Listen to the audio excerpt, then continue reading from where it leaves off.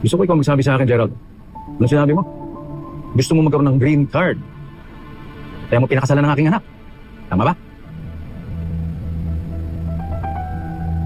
Ano, magpapalusot ka pa. You're not stupid. Ang susunod na programa ay rated PG. Ito ay nangangailangan ng patnubay at gabay ng magulang para sa mga batang manonood. Patindi na po ng patindi ang mga eksena, naging ang kaganapan na ating pagkatutukan at ating nga rin namang pagkasubaybayan dito lang sa ating pinagkakatutukan at pinagkakaabangan tuwing hapon na My Father's Wife.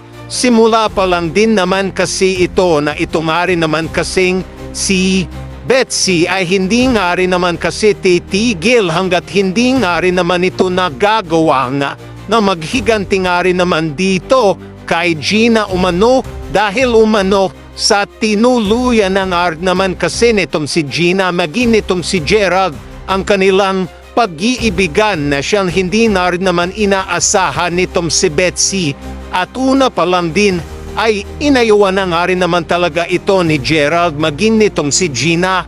Ito nga rin naman kasing si Betsy ang siyang nagpumilit para mangyari nga rin naman ito na siyang hindi nga rin naman nagustuhan nitong si Gina na naging dahilan nga rin naman kung bakit nga rin naman kasi tuluyang nahulog na sa isa't isa itong si Gerald maging itong si Gina.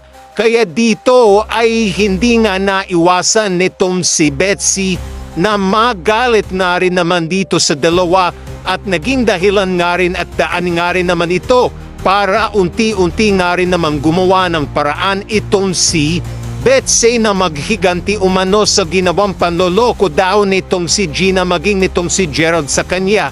Kaya naisip na nitong si Betsy na gumawa ng isang plano na siyang magiging daan para masira nga rin naman itong si Gina.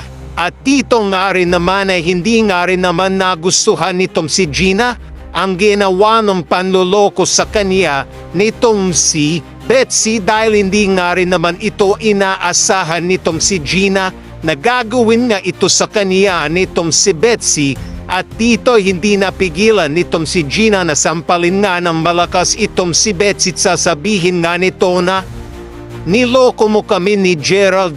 Betsy, ikaw ang nagplano ng lahat na ito tapos na bandang huli kaming dalawang sisisihin mo.